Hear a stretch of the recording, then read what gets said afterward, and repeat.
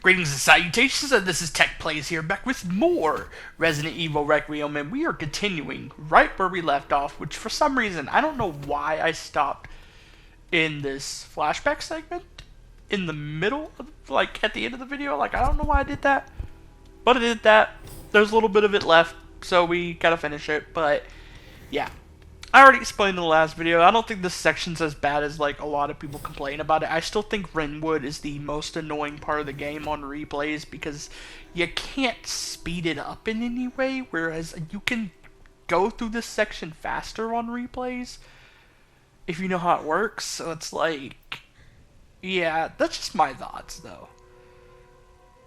I honestly think Renwood's the worst section of this game on replays. I don't think any section of this game is bad for a first run, or really bad in general. But I think for replay value, Renwood kind of, or replayability, Renwood kind of like makes the game feel slow at the start of replays. I feel like this is a problem that like a few modern Resident Evil games have. Not really the remakes, but the more so 7, 8, and 9. 7, 8, and 9 all have a slow opening that's kind of really... She's showing symptoms too. It slows the pace of replays a lot, because you don't really get into the fun you would have with replays in RE games, at least like not 7, 8, and 9, until you're like a good bit into the game. I think 7 is definitely the worst offender here, because I believe you don't even get into the game proper for like 20 minutes on replays minimum. Like, yeah, you get a gun to fight the first boss against Mia, but you don't really like get into the main gameplay of the game. And I'm sorry I'm talking over cutscene, but the video just started. I need to finish what I was saying. You don't really get into like the main gameplay of RE7 until after the dinner scene with the bakers, which is like 20-30 minutes in on a replay. On the first run it might be longer than that. I feel like RE8 has the most bearable one, because you kind of just have the section in the winter house which you can end within like a minute or two just by instantly going to where you need to go. Then you have to walk through a dark forest for a minute, go into cabin, and then continue on your way. Like, the section before you get into actual gameplay is pretty short in RE Village, all things considered. And I think Renwood leans closer to the RE Village approach than it does RE7, where it's not too long, but it's... I feel like it has the problem of RE7. Actually, it has more of a problem with RE7, because in RE7 you can skip part of that first area if you know what to do. You can't do that in Renwood. You might be wondering, what am I talking about? You can skip the videotape at the start of RE7 if you already know about the handle on the fireplace. You can't skip the Renwood flashback the same way if you already know to interact with the cart. I think that's what it's called. I forget. I haven't been in a hotel in a while. Sorry, I forget. But yeah. And that's kind of like my main issue with Renwood. If you were able to skip that, I feel like its opening section would be the least bad between RE7, 8, and 9. I feel like RE9's would be the least bad. But since you can't skip that, it's worse than 8 at the very least. And it's only better than 7's because it's not as long. But the fact you can't skip the flashback is kind of like... yeah. It's kind of my issue with it. I had to sit through that flashback every single replay, all the way to the platinum. It was not fun. It grinds the pacing of the game to a halt on replays. On first run, it's great. Like, it's a very, like, immersive, kind of scary moment in the game early on. It's great on the first run. And that can be said about the starts of RE7 and 8 too. But I just kind of feel like the games would be better if they kind of took a mix of the RE8 and 7 approaches, where like it's like similar to RE8, keep it short to where it doesn't slow the pacing of a replay too much, but also allow the player to skip certain parts of that early section like you can in RE7. Oop. And I just died. Well, that's a nice way to end that topic. Just like, oh, I died. Yeah, Mr. X got me. You have to forgive me on this. This game was pretty rough first run, all things considered. Honestly, this game gave me more trouble than I think any other RE game I've ever played for a first run. I'm trying to think. RE Revelations is pretty hard too. The first Revelations game, that's pretty hard too. And so was RE3 Nemesis. Did this game give me more trouble than them? That's what I'm trying to like consider. I know it gave me more trouble on a first run. You gotta keep in mind, most RE games I play the medium difficulty for first run. The exception being RE3 Nemesis, which doesn't have one, so I played the easy mode for first run, then replayed the game on hard mode, beat it on both modes.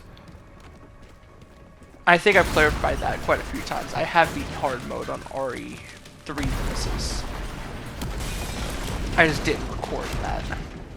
I recorded my first run for reaction purposes. I think I did struggle more with RE3 Nemesis than this game. Maybe? No, actually no, because I had unlimited ammo and shit, so no.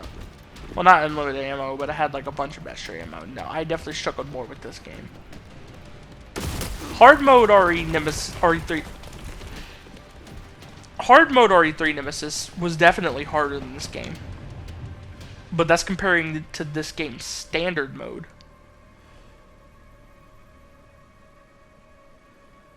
I think this game is harder than Revelations as well. Yeah, I think I would say that. I'm good. It's easier than Code Veronica. I'll give it that. But it's probably the second hardest RE game I've played, next to Code Veronica. When it comes to like a standard difficulty, it's hard to really compare like the RE3 Nemesis though, because like you got two difficulties there. I kind of wish RE Nemesis did have a medium difficulty, but you know. I will say this game has my favorite version of the extra hard modes. If you're wondering what I mean by that, well, oh, by the way, you'll have to forgive me here. I didn't know the way out. It takes me a minute, I think. I don't remember if I made a cut. I don't think I did. I might have to. But back to what I was saying. What I mean by the extra hard modes, I mean how like every modern RE game has like a different title for its hard mode. Like with Resident Evil 7, it was Madhouse. With Resident Evil Village, it was Village of Shadows, I think. That's what it was called. RE9, it's Insanity. RE3 Remake had two of them. It had Inferno and Nightmare. Nightmare was great in RE3 Remake. It was probably the only difficulty of that game that kind of makes that game fun at all, if I'm being honest. Because Inferno's too much, and everything below it kind of just reminds me how fucking overly easy that game is. And how shallow it is from a gameplay... Well, not gameplay, game design perspective. Yeah, RE3 Remake just sucks. There's a reason I played the original RE3. Why it's the first game I decided to fight tank controls for. Because I wanted a good version of that game to play. But yeah. Oh yeah, this moment. I'm sorry, I keep talking over these cutscenes. This one I feel like I can't talk over because it's more less dialogue heavy. And if you see my RE2 remake playthrough, you've already seen the flashbacks that do have dialogue, so Yeah. Back to what I was saying. I think I like Insanity mode in this game more than I do Professional in RE4 Remake, Nightmare and Inferno in RE3 Remake, Village of Shadows in RE Village, and Madhouse in RE7. I will say, though, I think Nightmare mode in RE3 Remake is a close second, because that's a really fun mode. It's probably the only way I like playing RE3 Remake, because it remixes a bunch of shit in the game without being as ridiculous as Inferno mode. Inferno mode's a different beast. I don't really fuck with Inferno mode or Madhouse mode in RE7. I feel like they're they feel like they're doing way too much difficulty-wise. Yeah, that's exactly how it feels. I feel like they're doing too much difficulty-wise. I feel like Professional mode in RE4 Remake is fine. I kind of prefer the hard mode of RE4 Remake if I'm replaying it. I feel like there's a difficulty in every RE game that I kind of just enjoy replaying it on. I feel like for this game, it's going to end up being Insanity. Either Insanity or Standard. It might be both, depending on my mood. That's kind of how I am with RE2 Remake. With RE2 Remake, sometimes I like playing a Standard, sometimes I like playing hard mode. And I do love this game about as much as RE2 Remake, so it might be like the type of game where I can play it two different ways and still love it. With RE4 Remake, I like replaying on hard mode. With RE3 Remake, the few times I do play it, I play on Nightmare. Only way to play that game, in my opinion. With Nemesis, with the original RE3 Nemesis, I play on hard mode on replays. Mainly because I want to have the limited ammo and shit. Like, I don't want to have all that shit it gives you on easy mode. And then, RE1 Remake, I play the easy mode. If you don't know, for RE1 Remake, easy mode's technically its normal mode. Because it doesn't really have, like, easy, normal, hard. It has very easy, and normal. Fuck me. So, its easy mode kind of feels like the most balanced mode in that game. Normal mode doesn't... Normal mode kind of feels similar to standard in this game. In a way. Where it's harder than your average standard difficulty in Resident Evil. I couldn't save them. So I kind of... It actually might be harder than this, actually. Because I did say, this is the hardest standard mode I've played in a Resident Evil game. But standard mode's only been a difficulty setting for the modern games, right? Like, older games would call it, like, normal, or... I forget what the Revelations games call it. I know they call the easy modes casual, and... I know because I replay... The one RE game I do replay on easy mode is Revelations. Revelations 1. Because Revelations 1 might be the... Actually, yeah, no, this is the third hardest RE game I've played. Because I think Code Veronica and Revelations 1 definitely both beat this. Because I have to play Revelations 1 on easy mode on replays. I have beaten it on its normal mode, but... it's just not as fun.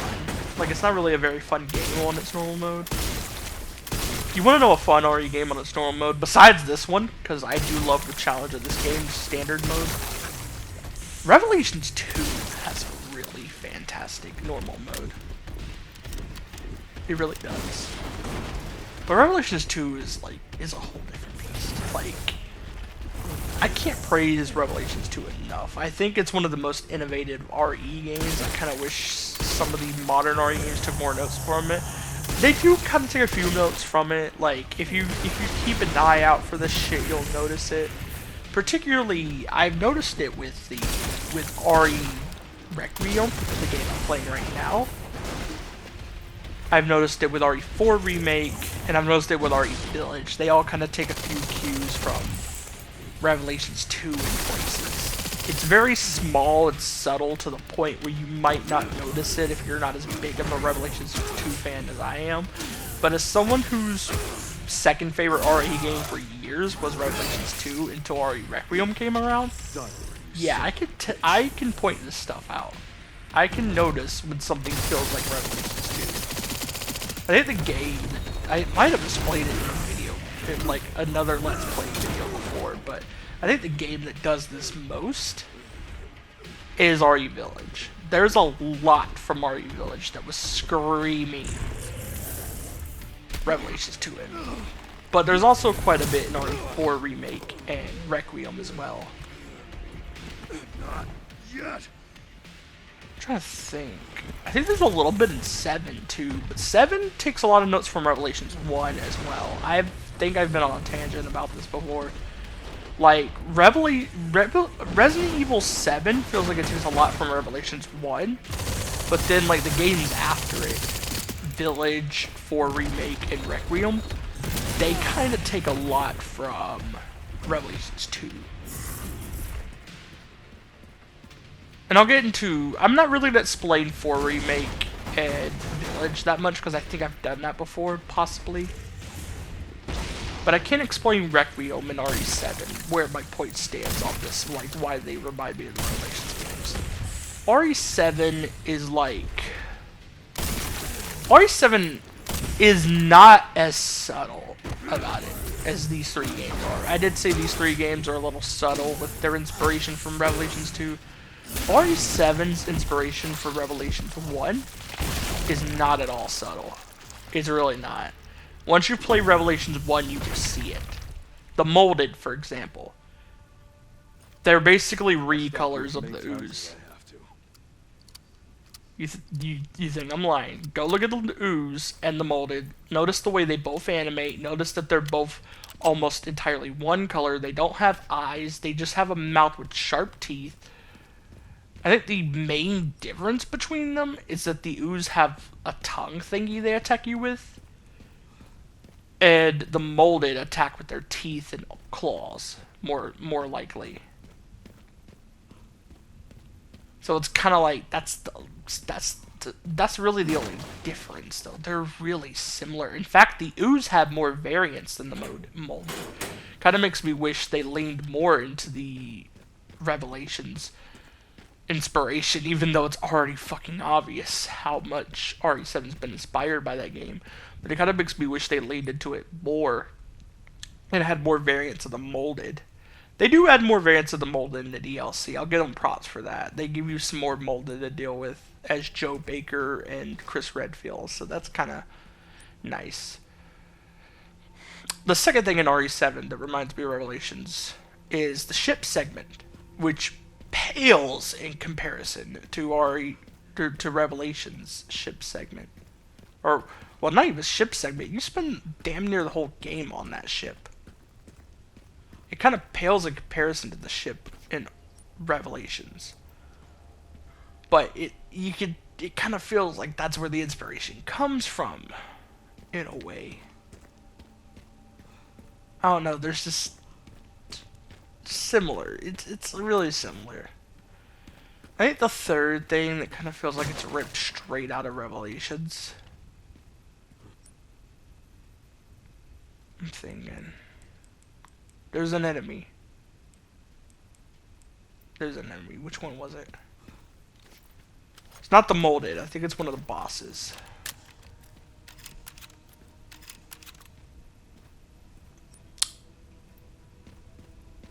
Jack 1, Jack 2, Jack 3. No, Jack 3. Jack's third encounter straight out of Revelations 2. That feels like a boss you would have fought in Revelations. You would have fought in Revelations 2. So I can't really see that one. Marguerite. That's the one. Marguerite. The greenhouse fight with Marguerite. Where she, like, goes into ducks and then comes down and attacks and shit. Is very similar to the encounter with, damn, what was her name? I forget her name, but there's a boss you fight early on in Revelations, and she later becomes like a mini boss that pops up over and over. But the first time you encounter her, she's a full-on boss. Not much left of it. The way you fight her is you have to unload bullets onto her, and then she'll run into a duck and move to another area. It's very similar to the way Marguerite is fought, except it's a little more scripted. I want to say her name is Rachel, but I don't think that was it. Damn, I would look it up, but I'm charging my phone right now. But yeah, you fight. It's very similar. Marguerite is just a lot less scripted. Like Marguerite kind of adapts to where you are a little more, whereas the boss with the boss I'm talking about from Revelations. Okay, my phone's charged enough. I'll look it up. The boss you fight from Revelations is a little more scripted, right? Where it's like, why was my phone being weird?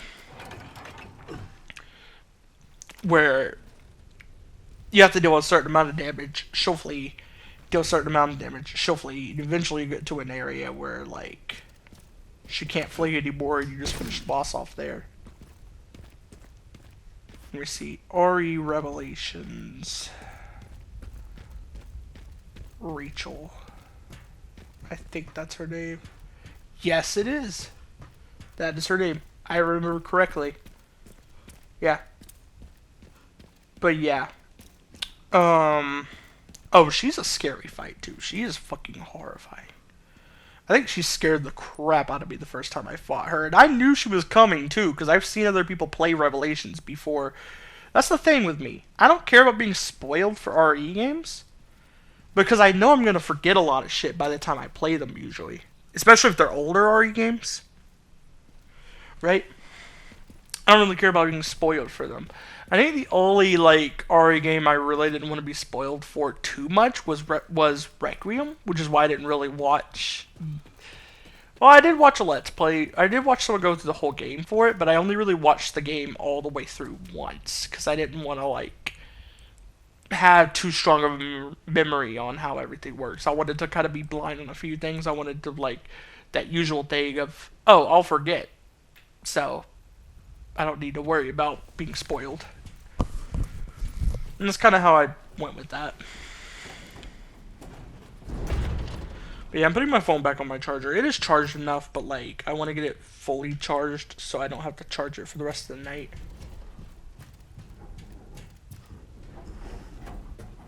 But my charger's weird, so give me a moment. I have to fucking... There it goes.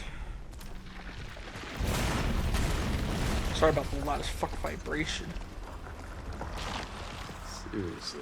I'm sorry it's doing it. Fucking hell, just stay charging. Like, damn. Sorry it was doing it over and over again, too. I don't know if I might pick that up, but like... Oh, we're getting to this segment. Oh boy, I got some things to say about this segment. Particularly a first run issue, not like repeated runs. This isn't a Renwood Hotel situation. This is kind of the opposite, where the first run was a pain in the ass, but repeated runs are a breeze. This boss, man.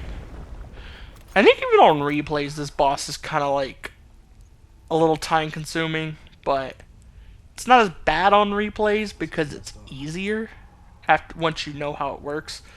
But we're getting to a boss. I don't know if we fight it before the end of this video. I don't know if I fight it before the end of this video or if it's next video. But we're getting to a boss. A plant boss. You know what this is inspired by. There's two plant bosses in Classic RE. From RE1 and RE2. You know what this is. Well, no, okay. RE2 doesn't have a plant boss. It has plant enemies, but you know what I mean. It's inspired by those. I would argue it's actually more inspired by RE1 Remake's plant boss, because it looks a lot like it. You'll see what I mean when we get to it. But yeah.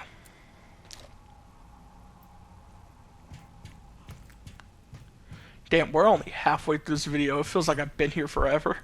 Like, that's not to say, like, oh, I'm getting bored of commentary or anything like that. It's more so how much I've talked about in just 24 minutes. Sometimes that happens, though. Like, sometimes I have a lot to say and I get it out pretty fast, you know? Kind of wish I didn't do that. there have been times in the past. There have been times where I kind of just write a bullet list of what I want to talk about in the video, and I kind of make sure I pace the video to fit that. But I've only done that a few times, and I have thought about doing that like long term. But at the same time, I just have a little more fun just free form talking. I feel like I can be more entertaining that way. When a joke comes up naturally, it's funnier than it would have been if I thought of the joke ahead of time. Right? Like, yeah, I joke way less often that way, but like when I do joke, it hits way harder.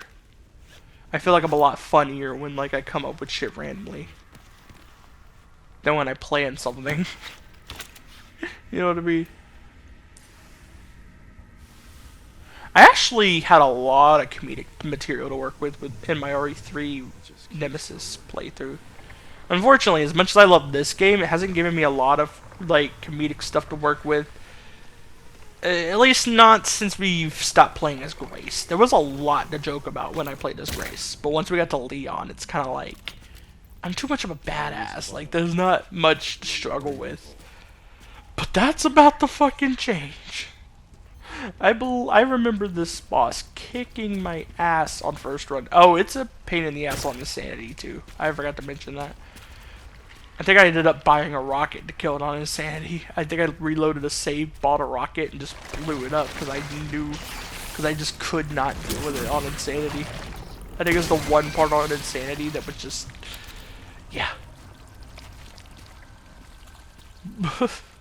But fam. It's not even the boss itself. Like, on the Insanity it is, but like, I think on this run, it's the regular little plant dudes that were giving me shit. They're really annoying. Feels almost impossible not to get hit by them.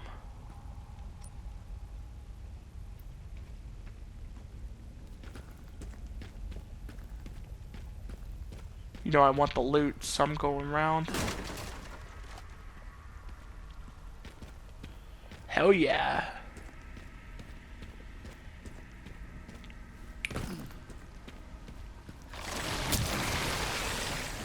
That's what I meant though, like, whenever you get to them, they won't come down until you're in their range. And then like, you have like, I'm not even sure you have like a full split second even.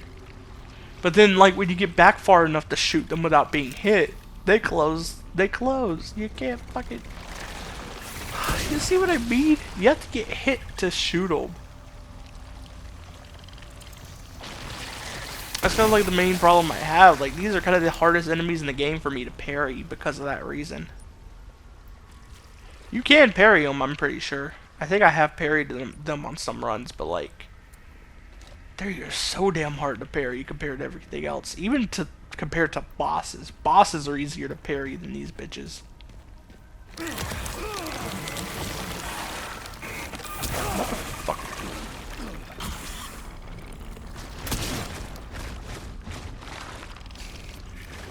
Bro, you better chill.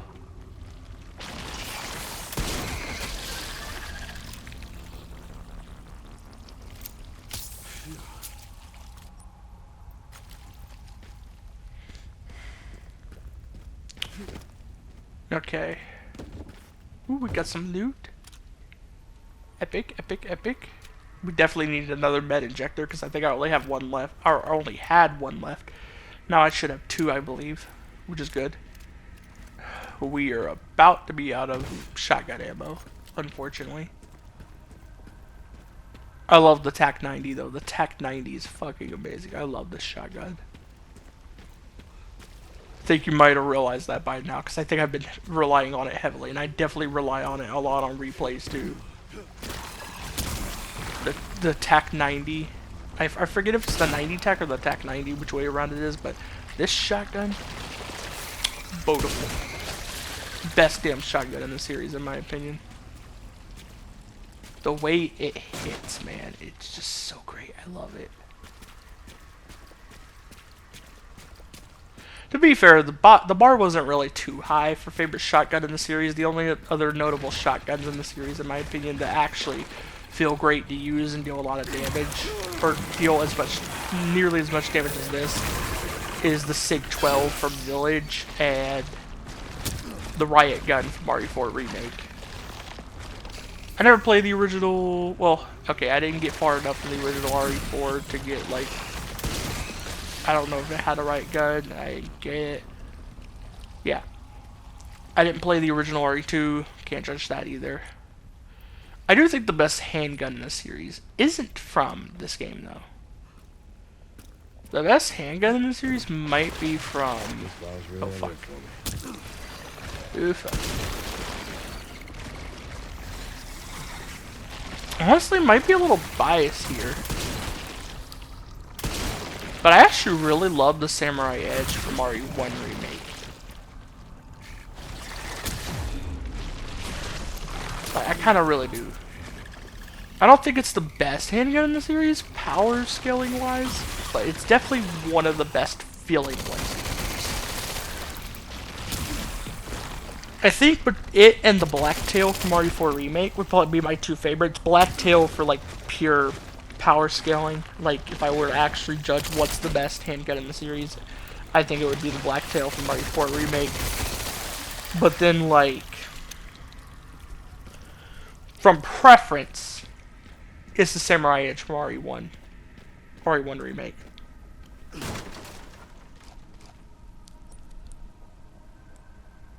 Other weapons gets a bit iffy because, unlike handguns and shotguns, not every game has the other weapons, right?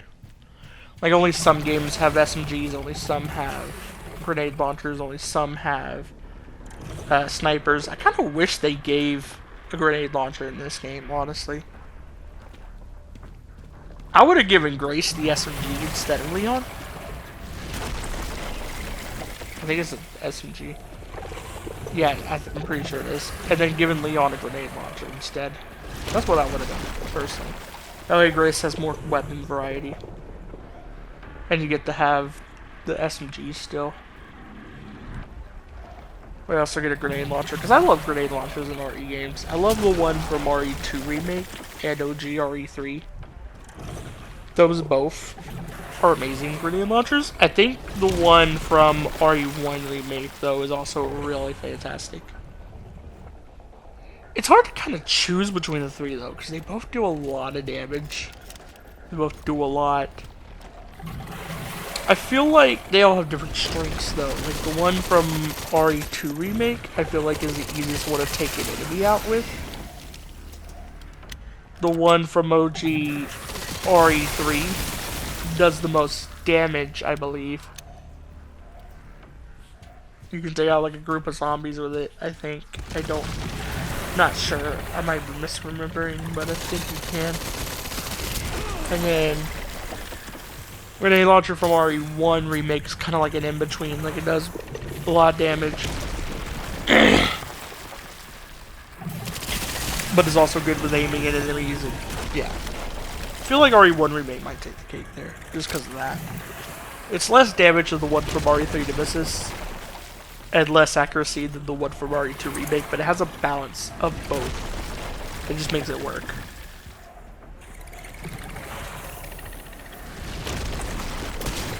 Despite the fact I don't like RE3 Remake, it does have an amazing grenade launcher. Honestly, I think it might be my favorite. Now that I think about it. I think I do like the 6-round grenade launcher. I think it could have been used in a much better game. It kind of sucks it's stuck in that game. But you know, it's what it is.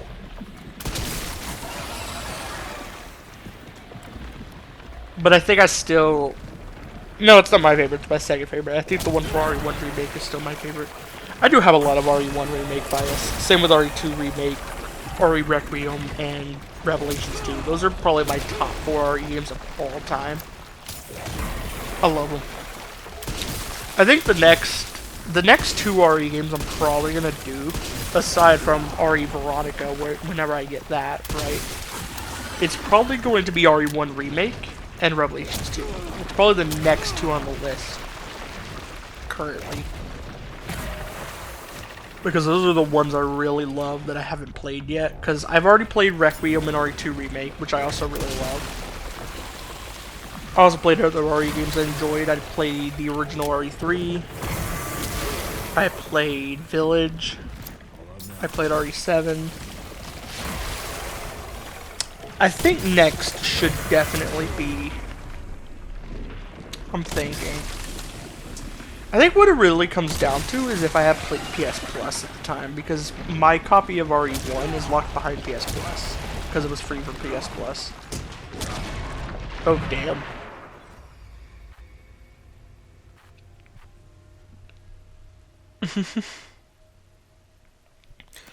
So it'll kind of come down to that, but I think I am leaning more towards RE1 Remake. But if I don't have PlayStation Plus next time I'm in the mood for an RE game, and I don't have RE Veronica yet, I'll probably do Revelations 2. We'll see. We'll see how the tides turn and all of that.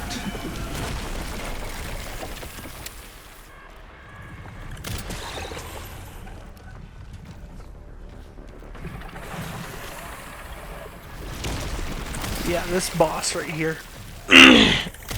Sorry, I really need to drink something. I've been commentating for 36 minutes straight without taking a sip of the drink.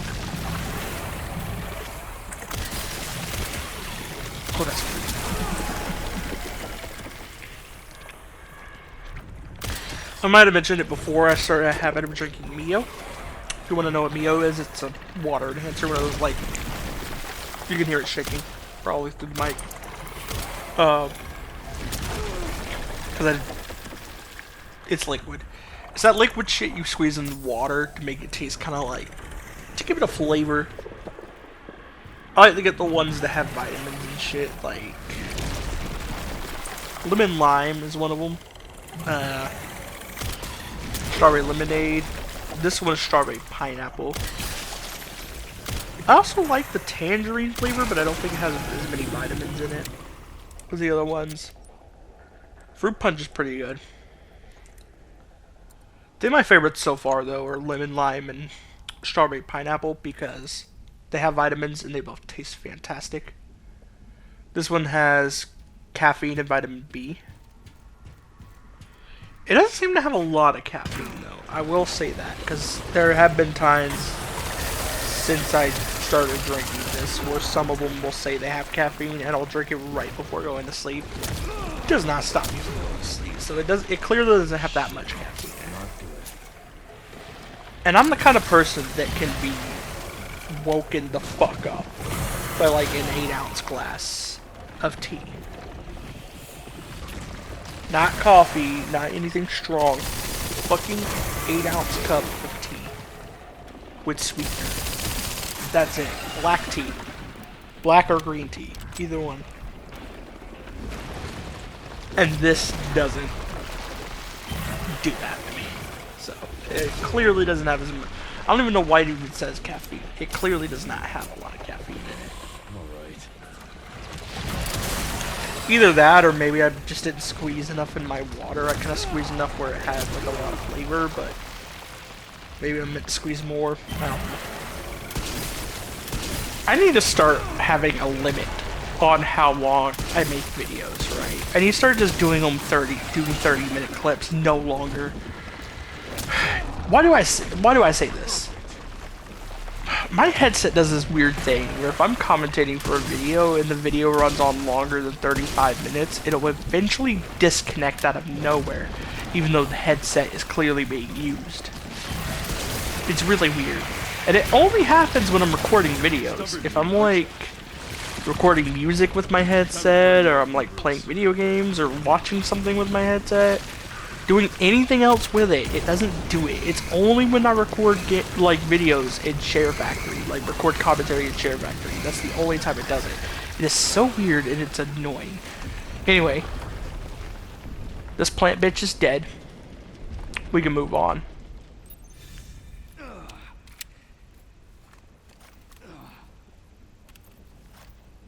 I have no healing items, do I?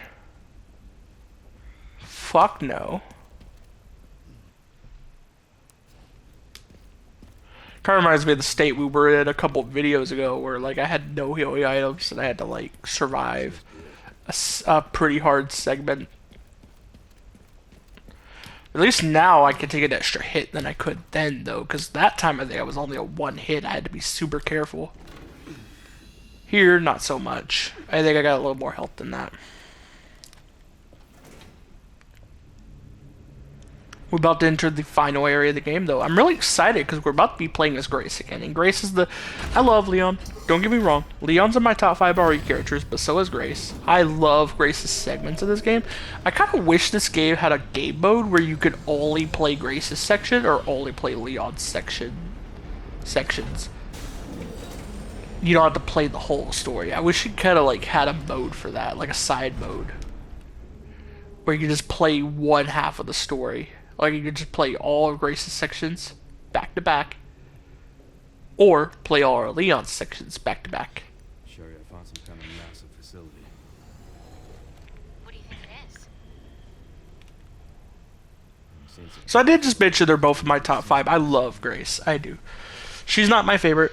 Whatever it is. Neither's Leon. But they're in my top 5. I love them. They're 2 of my favorites. They're just not my number 1 favorite. I think I've been vocal about who my number 1 favorite RE character is in the past. It is Jill. It used to be Claire, and it might go back to Claire depending on how they handle her in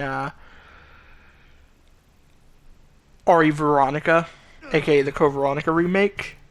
So far, it's seeming like I might love Claire the most again. But I just gave away my second highest ranking character in the series, which is Claire.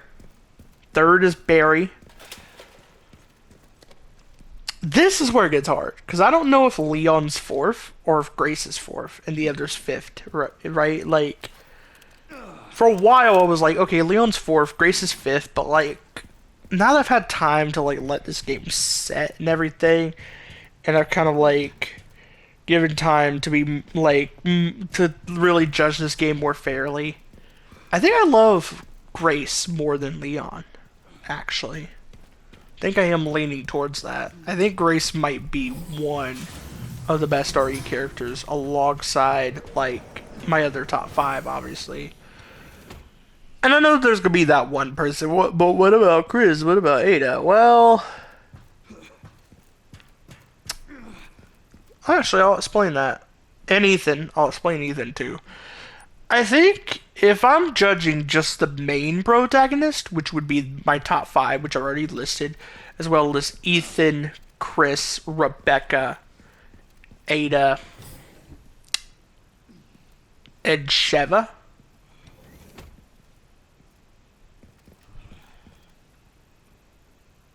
I don't like RE5.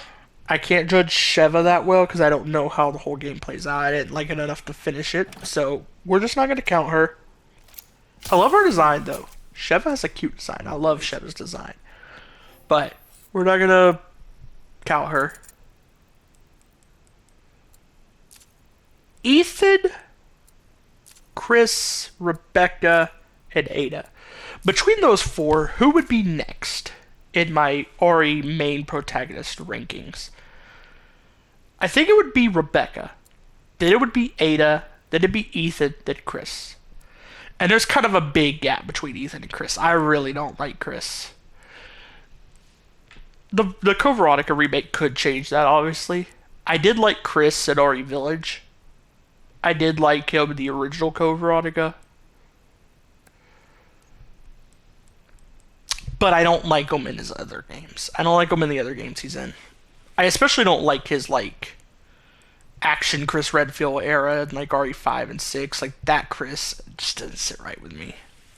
Don't like that Chris at all.